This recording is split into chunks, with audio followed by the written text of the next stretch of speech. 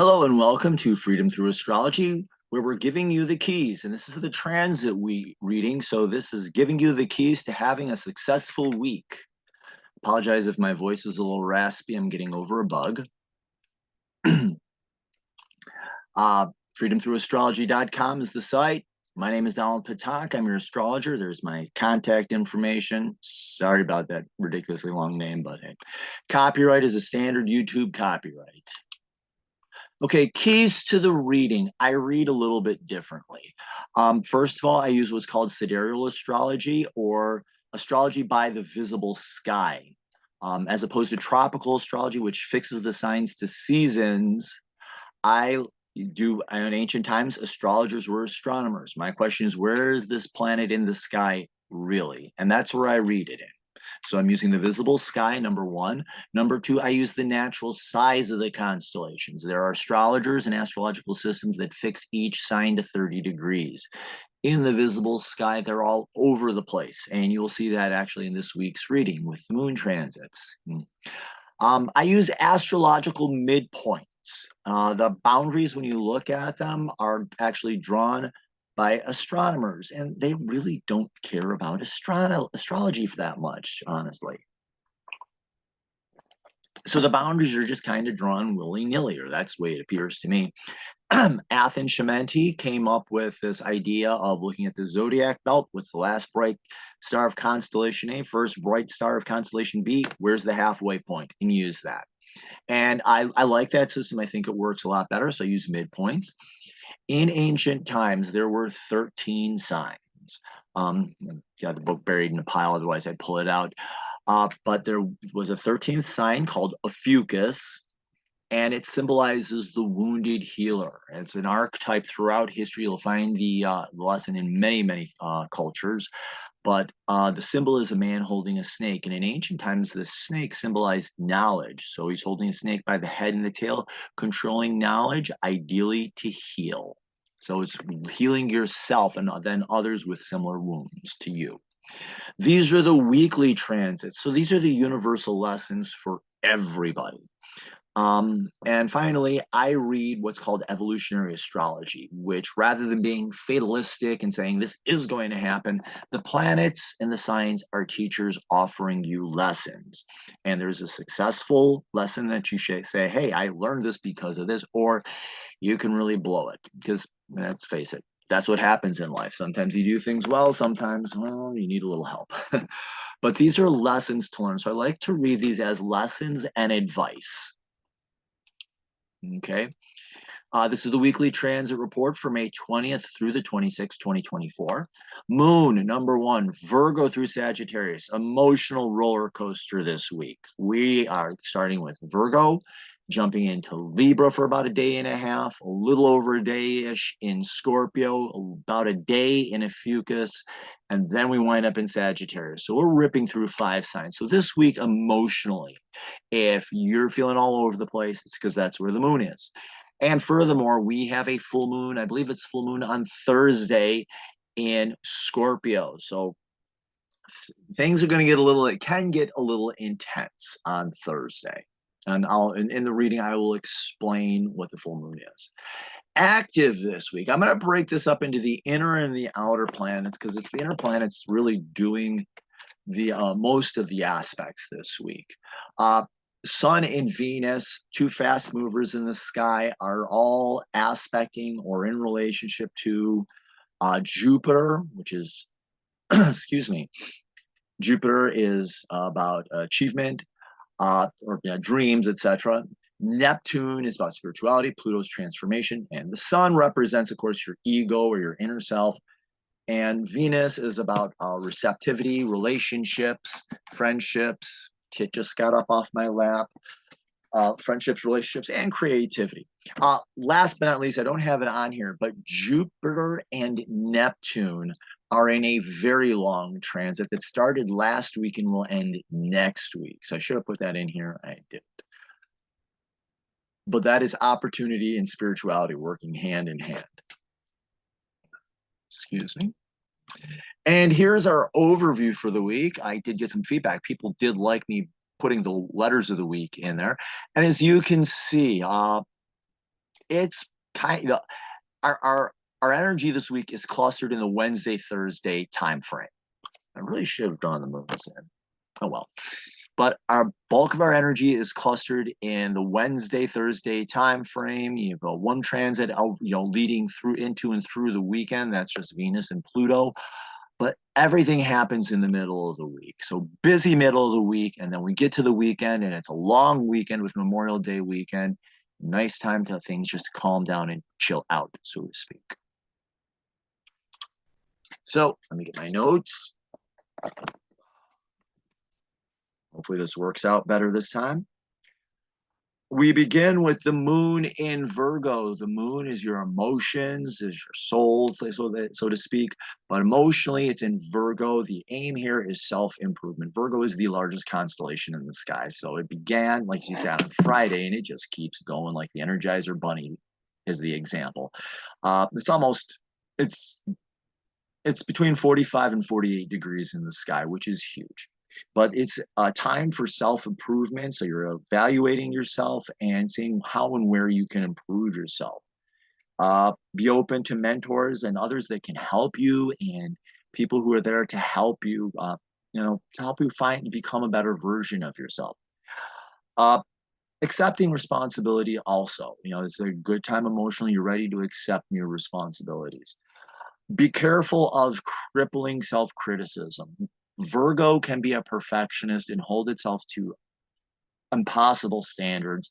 And when you fail in those standards, Virgo just gets on a tear and tears things down. So be careful of crippling self-criticism. So you find yourself tearing into yourself a little bit, this is why. And just means you're holding yourself to an unrealistic expectation. Where, how, and tone it down. On Saturday, we had the sun in Taurus and a sextile to Neptune in Pisces. Sextile is an excitement. So this is an energizing, so to speak. So the sun is the ego. The Neptune represents spirituality. So this is a focusing on spirituality. And the sun wants to be grounded. So it's grounding yourself in spirituality. How are you grounding yourself in spirituality? And blending these spiritual practices into your life and finding a way to work them into your life. So it's time to blend spirituality and practices into your life, prepared to take the next step in your growth. I really got to change. I don't like that word initiation in there. I got to change it to growth and development. Expect visions or inspiration for your life as well. Where can you take action to help you find more stability in your life, or so to speak? Be open to synchronicities. You may receive what you really need. There's what we want, then there's what we need. Sometimes you get what you need. That can happen. Be careful of self-delusion, naming yourself a guru, calling yourself an expert, or falling into fantasy under the spell of others. Also, be careful here of just outright rejecting spirituality. This physical world is all there is, and there's nothing else out there. Be careful of just rejecting spirituality too. That's the other side of it. And yeah, let's go with that. This is our long transit. Like I said, it began on the 19th, goes to the 23rd, and ends on the 28th. I mean, this is just a long, long transit. Not as bad as that Pluto T-square, the nodes of the moon, but still, this is going on for a little bit. And like I said, a sextile is an excitement, and Jupiter is about opportunities for growth. But in Taurus, stability, stable, opportunities to grow, and to find more stability, especially with the sun there, is important. And like I said, Neptune and Pisces. Neptune, the big joke with Neptune and the FCEA is don't just do something, sit there. So it's getting into your spiritual nature and finding what your spiritual practices are. I do not preach religion to anybody. I think everybody's spiritual practices are different. So find what your this is an opportunity for you to discover your spiritual practices. Take the opportunity for deep spiritual self-care. Be open to teachers help you learn this. You may be more advanced in your growth than you give credit for. You may pick things up faster in this time, which would be good. You also may be gifted with a revelation into yourself. Be careful, because Jupiter can get overinflated or underinflated. You can think it too highly of itself or not highly enough of itself. Be careful of posing, posturing, and other delusional activities. Delusional activities. This is very much where the calling yourself a guru and an expert can happen. So be careful of falling into self-delusion and overinflating your self-worth or overinflating what you think you're capable of, or underestimating yourself and holding yourself down and back. So be careful of that. Monday and Tuesday, 21st, Sun in Taurus is in a trine to Pluto in Capricorn. A trine is an easy energy to work with. It's a 120-degree angle. So this does make it easy to work with. And the Sun is the self. Pluto is about deep transformation. Retrograde, it's deep inner transformation. And it's reflecting on how you're transforming. How are you changing? Are you changing? And the Sun in Taurus wants to be grounded. So how are you, how are you finding that peace and stability in your life and in your inner life? That's very important here. Time to focus on inner transformation through facing deep personal truths and inner peace by doing the work of deep inner healing. This retrograde is all about inside you. Astrology truly is about you yourself, but this is, when it's retrograde, it's about doing like the deep inner work, and especially with Pluto. Pluto's a wonderful planet to work with. I know astrologers give Pluto a bad name and everything, but it's about transformation and healing. So this is about you can do deep inner transformation and healing that brings stability to your identity. Real powerful. Be careful of being stubborn or turning your back on the opportunities to heal, or embracing or becoming your fears. It's very possible. Trines can be, trines are easy energies to work with. They can help you have great achievement or drag you real fast into great failure. So it's very possible here for you to embrace your wounds and become your wounds deeply. So be careful of that. If you find yourself doing that, wrong path. And on Tuesday also, Moon enters Libra. So take time to pause and refocus. So Virgo is doing all that time with self-analysis and psychoanalysis. No, that's actually Scorpio, but it's a lot of self-analysis, a lot of self-evaluation. Libra is saying, take a breath, pause, refocus, be open to paradox and ambiguous situations, be okay with them. That is Kit getting back on my lap after grabbing a snack and some water. Come on, you can sit down. Lay down, girl. She is such a nice, calm cat when she's not being antagonized by the other cats. I feel sorry for the ones. Okay, back to the moon here. Moon in Libra. Ambiguity. This is going to be just kind of a fluid time. I know it's an air sign, but be able to see things from different perspectives, different ideas. Things are going to be ambiguous. Which way is the wind blowing? Go with it.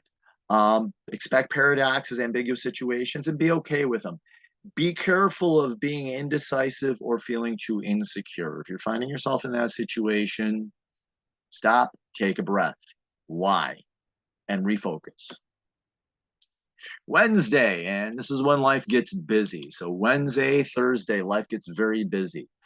Venus conjunct Jupiter in Taurus. Venus, receiving help from others in relationships, also creativity. In Jupiter, opportunity. And in Taurus, stabilizing, simplicity, just naturalness. So this is about opportunities to find stable relationships, stable creativity, stability in your ability to work with other people. So it's a great day for this. Open up to opportunities to find peace and stability. Look for ways to enjoy yourself and have fun, maybe even. Be generous and supportive for friends and others, and celebrate if you need to. Celebrate other people's victories. That's always a good thing to do. Be careful of over or underreaching or over and underestimating the strengths of your relationships. Jupiter can overinflate or underinflate. Think too highly of itself or not highly enough. It is a small star, actually. It's sort of similar to the sun, where the sun is more about the ego and the self. The Jupiter is more about, I would say, more about behavior, I would say. Also about how you dream and what have you. So be careful of overestimating or underestimating the strengths of your relationships. And be careful of that. So have an in Taurus saying ground it. Make sure you're grounded in this. Also on Wednesday, Venus is in a sextile to Neptune in Pisces. So spirituality comes into play here as well. So spiritual relationships. um, like I said, don't just do something, sit there. It's about being able, just being, the ability just to sometimes be with people.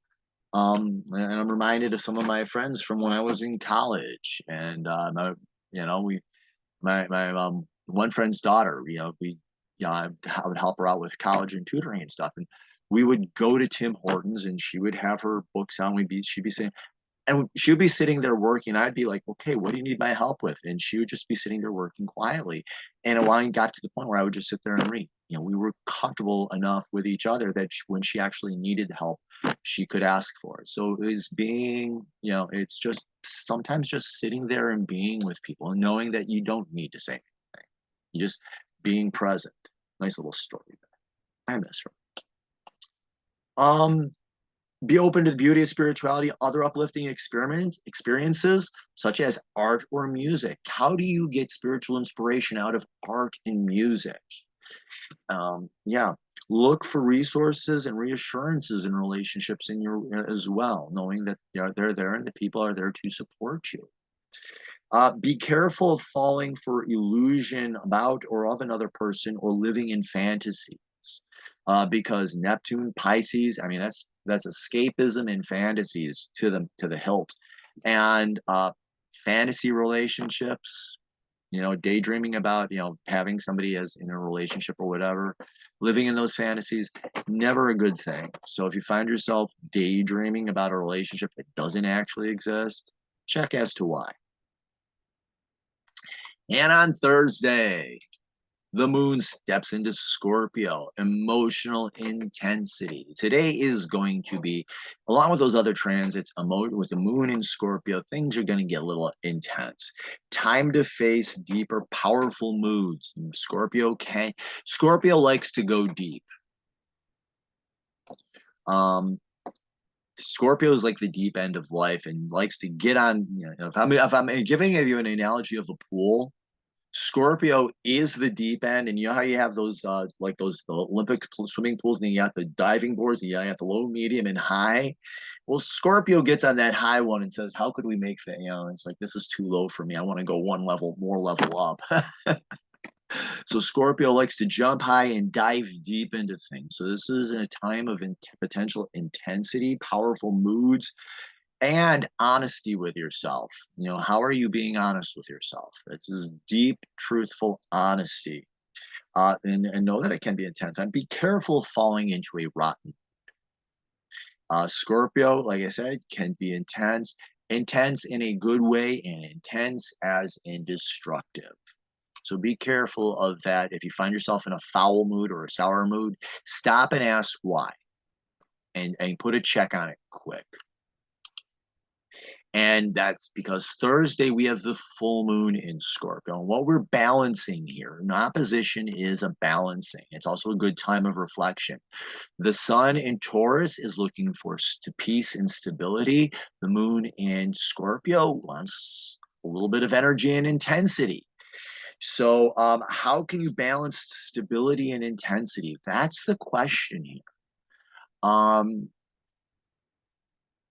I'm kind of reminded of a roller coaster ride. They get you in the roller coaster, they sit you down in it, and they put all those safety harnesses on, and then they set you off. And granted, it can be a little intense, but with all those harnesses and everything that they put you in, you're actually pretty safe too. So how can you have intense stability? Experience intensity in stability. And like I said, that I can't remember the last time I was on a roller coaster ride. I can tell you what happened and why I don't ride them anymore. It's not that bad. I have ear problems, and so my balance got off so bad from how many loops we did that I got too dizzy and I couldn't stand it. It was bad. So reflect on how you can balance the need for peace and stability with a desire for intensity. Be careful of letting the ego or emotions get out of control and pull situations out of control. This can go from a balance on a seesaw to a tug of war. And stability, intensity, and everything flies apart. You know, the rope gets frayed and everybody flies all over the place in a disaster. Terrible. So there we go with there. Friday, yeah. Oh, okay. I guess right. First, on my blog, I have it backwards. Here, I have the timing correctly. We'll fix up the blog. Um, the moon moves into Ophiuchus, so it's time for emotional healing. And remember, Ophiuchus is a symbol is a man holding a snake. Snake is knowledge and information. So it's getting this knowledge and information on how you heal yourself. So this is about you learning to heal yourself. So Friday and into early Saturday, this is a time of you healing yourself emotionally. Time for healing, releasing wounds, specifically emotional wounds and soul wounds. That's what the moon represents. Be open to people and modalities that can help you learn to heal yourself. So people that can help you heal and their modalities. How are they teaching you to heal? And know that you can learn this, learn this to help yourself and then help others with wounds similar to yourself. The shadow, be careful of refusing the healing or opening up wounds more deeply. Also, this is also, you can use that knowledge and information to seriously wound others as well. So be very careful of that. And on Saturday, no, I'm still on Friday here. Okay, I gotta go back up. There we go. Venus in Taurus is in a trine to Pluto, retrograde in Capricorn. Again, I said a trine is an easy energy to work with. You put a little bit in, you get a lot out. It's like winning the jackpot in the lottery. Winning the jackpot on a slots machine. You put in 1/4 and you get out 100. So this can be very nice to work with. So stability in relationships, but Pluto and Capricorn doing the work of inner stability in yourself. How are you providing inner stability in yourself that can help your relationships and help bring more stability to your relationships? So Pluto is retrograde. This is a time of reflection on yourself. So how are you transforming, in what ways? And in Capricorn, it's about doing the work. So it's reflecting on how are you transforming? How are you changing what? And Venus, your relationships, your ability to relate to others and be stable in your relationships. And this is about you changing you. That's very important here. Expect deep insights about yourself to arise in relationships that could provide more stability and peace. Be able to laugh at yourself if needed. Pluto can have a little bit of a dark sense of humor. So if it does come up, be able to laugh at yourself. That does happen. Be careful of inner wounds creating instability, and this can come from not addressing situations with others or being honest with yourself. Okay. Also, be careful of projecting your problems onto others. I mean, that's the great scapegoat. Other people provide great scapegoats for us. So projecting your problems on, saying, this happened because of this person, etc. Own up to your own mistakes. Own up to your own wounds. And on Saturday, finally here, the moon enters Sagittarius, and it's on Saturday. Yes, Sagittarius likes a good time. And it's time for fresh ideas. Be open to new experience to help you broaden your horizons. And Sagittarius likes to have fun and explore and get up and go out and do things. So I was asked, what's the difference between Gemini and Sagittarius? Gemini will go to the library and read about what it's like to be in Greece, for example, and explore Greece or whatever. Pick your hat. Gemini will read about how to design a roller coaster, what it's like. Sagittarius wants to get up and plan the trip to Greece and go there and be there and experience it in real life. So this whole moon in Sagittarius is IRL, in real life. Get up, go out and do stuff, explore. Hopefully the weather is cooperative. This is also Memorial Day weekend. So you got Friday, Saturday, you got Saturday, Sunday, and Monday to get up, go out and explore and have fun and do things that can bring you joy.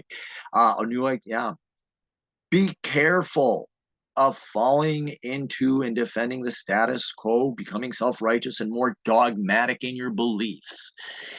Gemini can be a know-it-all. Sagittarius can be very much dogmatic and controlling on information and activities, and in its own way, a bit of a control freak. And it can get itself very much locked in the status quo. We've always done it this way. Why do we have to change? So be careful of that. Anything else there? No. And those are our transits for the week. And if you liked this, you can follow me on Facebook, Instagram, and LinkedIn. I do post on them. I really have to learn how to write for LinkedIn. It's a different monster of itself, but I know people who do it and do it well, so I got to learn how to do that. But you can follow me on Facebook, Instagram, and LinkedIn. I do take these transits and write a deeper blog on my website, which I'll show you, and I do post links to that on those. You'll find me on YouTube, and I'm also on what's called the Digital Soul Space, which is a spiritual community that's not on Facebook. It's privacy focused. It's a troll free zone. Wonderful place to go and meet spiritually minded people. And there's a free version and a paid version. Everybody says, why do I want to pay for that? All the money that's paid to Digital Soul Space goes to the maintenance of the website. All these other places here, they're making billions of dollars off of your data and not really sharing it with you. Anything you pay to DSS, whether you're buying a subscription or just making a donation, goes to upkeep the site and take care of it. Let me go to the site reminder and let me pull up here. There we go. Oops, didn't want that. I wanted to move this. And here's the website, Freedom Through Astrology, giving you the keys. And I'm still working on the redesign and adding and changing things. So you scroll down, quick 6 reading. If you want to see how your chart changes, but you don't want to do a full-blown reading, this is a simple way of finding out how your chart can change. And say, hey, this is the path I want to go on. Understanding your birth chart, past life reading, the combined reading, and then the transits. I offer different transits readings, life cycle, a yearly overview, a quarterly, which is 3 months, or the month. And on the month, I like to go new moon to new moon because that's the natural cycle. And then I have packages which put all these together, and they have a discount. If you buy a package, there's a discount built in of, I think, at least 10%. Yeah, 10% is what it is. But there's the site. Click on subscribe and you can sign up for my newsletter where you get a summary of the major events, astrological insight, exclusive subscriber only discounts and offers. Hint, hint. That's pretty much the only place I put those out anymore. And if I'm doing live events and appearances, just give me your email address. I do 1 emailing a week. I got to fix up that welcome email. It's fixing. You want to book an appointment, you can schedule with on scheduling, or you can, all my readings, when you order a birth chart, karmic chart, any reading from me, what you're going to get is you're going to get a recording. I'm going to send you a recording that you sit down and you watch.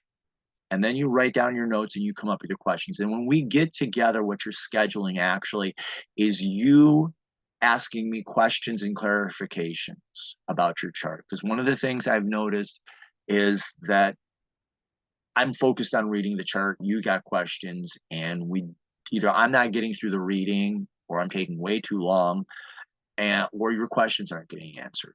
So you order a reading, I do the reading, I send you the link, watch it, take your notes, come up with your questions. When we get together for that hour, hour and a half, or however long time that is, you're asking the questions that you want clarification on and more knowledge about and learning more about your chart. So scheduling services, I really have to fix that up. And then if you click on blog, you can see this is where I do take things deeper. And I do weekly, and sometimes I do 2 blogs in a day. I do try to take 1 transit easily, 1 transit a day, sometimes 2, and I take it a little bit deeper for more insights. Let's go back here, slideshow, current slide. So yeah,